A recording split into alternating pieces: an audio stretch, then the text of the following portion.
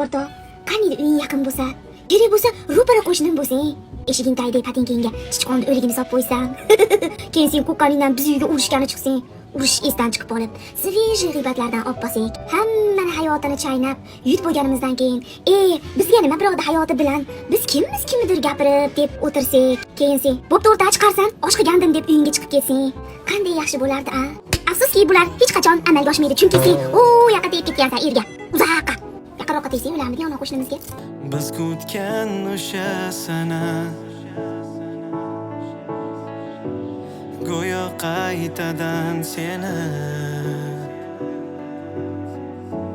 sevib qolyapman yana.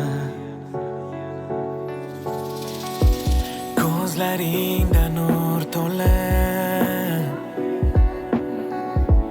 turarsan jim